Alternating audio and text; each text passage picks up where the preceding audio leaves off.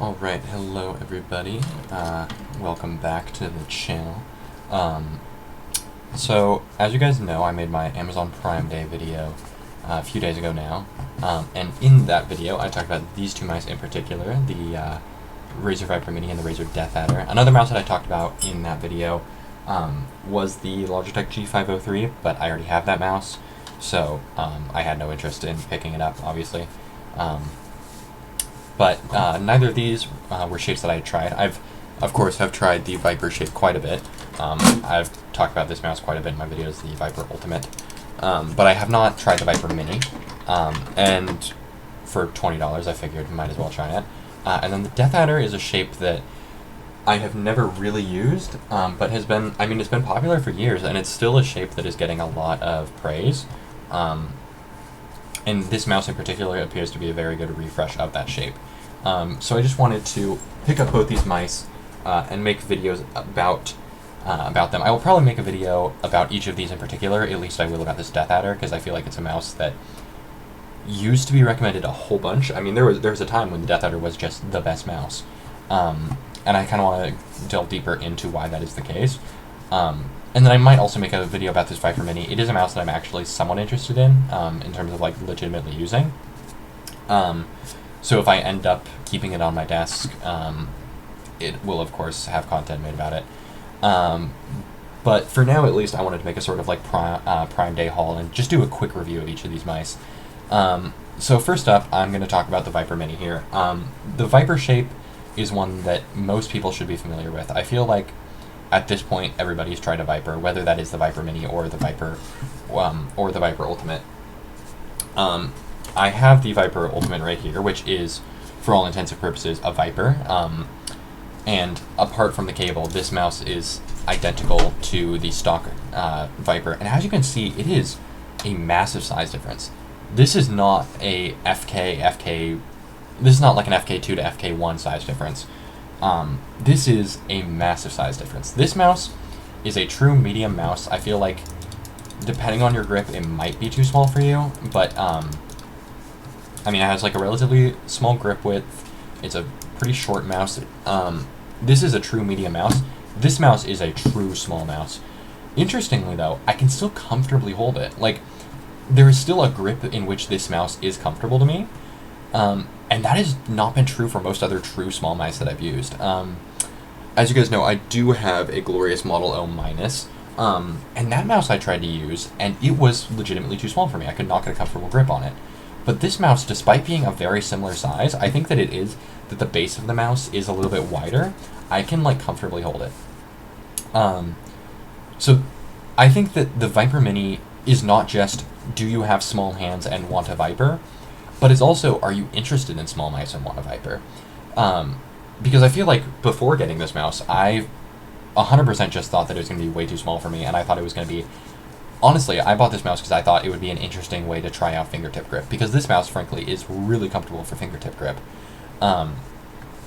Whereas the Viper is a little bit too big for me for fingertip grip. But then I like put it into my normal shape, my normal grip. Like, as you guys know, this is how I grip all my mice. And it fits pretty well. So this is a mouse that I'm actually going to try out a little bit, because it's a mouse that I am very interested in. So that's enough about the shape. Getting into the features, there is actually more RGB on this mouse than there is on the standard Viper. There's a little bit underneath. Build quality is significantly worse. Just out of the box, I found myself like squeezing it there. It won't show up on camera because I don't have a nice enough webcam. But like the shell isn't perfectly lined up with the base of the mouse, and I can like really push it in. I will say on the sides it is super solid. Top to bottom it's super solid. Like, there is no creaking or flex. However, there are like parts where the shell is misaligned, and for me that is bad build quality. However, there is no creaking or flex to the mouse. The clicks, I don't know if this just has the updated optical switches and my other Vipers don't, but the clicks in this mouse feel a lot better than they do in the Viper Ultimate. Here, I'll do a sound test.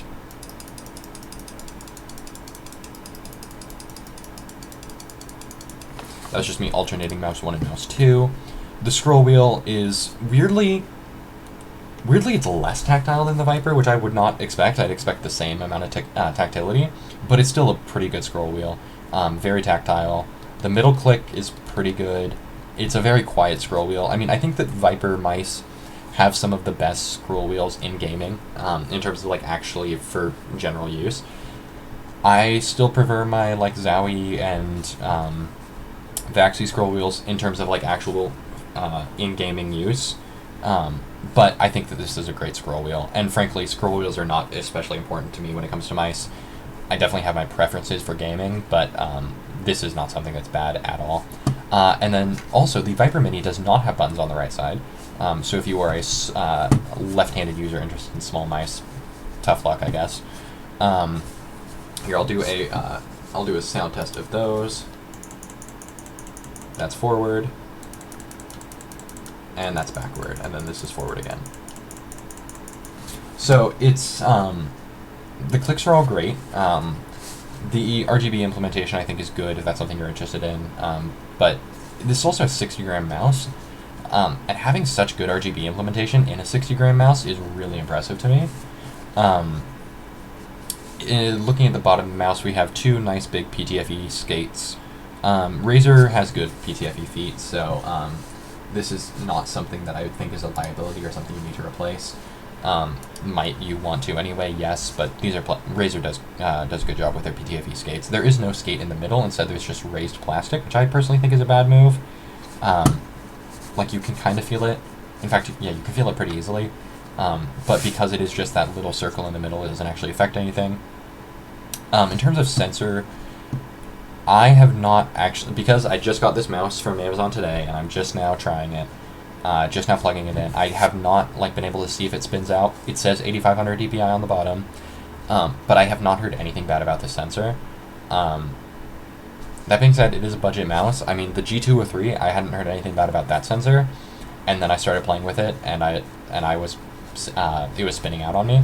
So this sensor could spin out, and when I inevitably make more content on this mouse, I will make sure to talk about that. But I imagine if nobody else is talking about spinouts, especially on a mouse like this that is so widely used, I doubt that spinouts are an issue. I think that's just about all I can say about the Viper Mini. Now, I'm going to move on to the DeathAdder. Here, let me just move the Viper Mini over there. The DeathAdder's shape, I think, is somewhat outdated.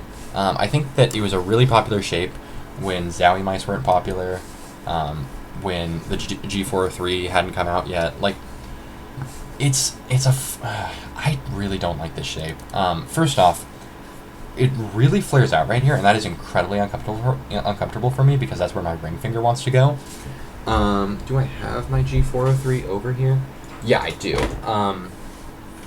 If we are talking about my favorite ergo shape made by like a big gaming brand, which for me, the big gaming brands are Logitech, SteelSeries, Razer, Rawcat, any of those companies that like make all the peripherals. And then I think that there are big mice brands like Zowie and Final Mouse and Glorious, which are certainly plenty big companies, but like all they do is mice. And then there's truly small companies. You have your like Atom Palms of the world and shit. This shape just fits in my hand like glove. I mean, I made this mouse for some time, and there is no flaring on the right side to make it uncomfortable. Whereas if you look, I mean, you can see it. There's a giant ridge right there. I think if I were doing a much more traditional claw grip, this would not be an issue for me. In fact, it might be an upside. But for me, I do like to lay my fingers out like this, and it is a little bit uncomfortable. Additionally, I remember when I first heard about this mouse as like a truly large mouse for palm grip with big hands, I was interested. And this, I mean, don't get me wrong, this is like 3 years ago. Because at the time, I was a strictly palm grip user. I was not yet doing this like weird claw hybrid. And I have big hands. My hands are around 20.5 centimeters by 10 centimeters. So it was a mouse that interested me. And I remember going to a Best Buy and trying out the mouse and putting my hand on it and just having my fingers like really fall off. And I think that is because this is such a flat mouse. Like something people don't talk about when they're talking about the DeathAdder is how flat it truly is. I mean, if you look at that, you see that hump, it feels fairly thick, but then you compare it to the G403, which is maybe like 1.5 times as thick. So there's just not that much volume for your hand to cover. Oh, sorry about that. There's just not that much volume for your hand to cover, and because of that, like, your fingers just fall off, and you're forced into this grip. And this is really uncomfortable for me too. I will at least do like an hour of aim labs with this mouse or something and see if I can aim it, but I don't like this mouse that much. I think the shape is uncomfortable, and I think I will probably aim bad with it because it is so I mean, it's so square-like, right? Like, as you guys know, the mice that I've talked about really liking, the NP01, the G Pro Wireless, the FK2, like, these are all mice that are probably around 2 times as long as they are thick. And I mean, that is what I like, because I like the long mice that are comfortable, and I like the small grip width because I can aim well with that. And this mouse just doesn't really do either of those things. So I do not foresee myself aiming well with it. I'm probably going to try it for at least a little bit. That's sort of my thought on the shape at a surface level. If you're interested in the shape, probably still try it. You might like it. But I don't know. I think that there's better ergo shapes. There's more comfortable ergo shapes. Like, the shape doesn't do anything good for me, frankly. In terms of features, I mean, this mouse is fantastic. It's got great scroll wheel, good RGB if you're interested in that, the good PTFE feed. The build quality is absolutely fantastic. Like, I am getting no creaking or flexing anywhere. The clicks are meh. I think this is the Gen 1 opticals that don't sound good, but here I'll give you a right click. Oh, sorry, that's left. And then right click. So they're just very muted, and they don't feel tactile. Like, it's such a light tactility. I don't like these clicks at all. The scroll wheel sounds pretty nice. And then I'll do a forward and back. So this is the back button. And then forward. So I think apart from the left and right click, all the buttons are really nice. No pre or post travel on either of these mice, for what it's worth. I think that the features on this mouse are really great. I mean, Razer has been doing really well with features lately. I believe this is 85 grams, and then this one is 60. So good weights on both these mice too, but I just think this isn't a good shape. I think I would be much more interested in it if they... I do know there's a DeathAdder Mini, and I think that if I had gotten the DeathAdder Mini, I would have liked it more. But also, if they... For me, it's just this big flaring out thing on the side. If they just smooth that down, I think this is legitimately a really good shape. But it's just so uncomfortable for me. And until they fix that, I don't think I'll be trying this mouse again. Yeah. It just flares out so much at the front for, like, no reason. It doesn't actually increase comfort or aim or anything. But yeah, so that is my thoughts on these two mice that I picked up on Amazon Prime Day. I just checked before recording this video, and the sales are no longer going on, so if you did not catch them, I'm sorry. But yeah, I hope you guys like this video. If you're interested in more in-depth reviews on either of these mice, I can totally do that. This mouse, you will probably get more content on because I'm legitimately interested in it.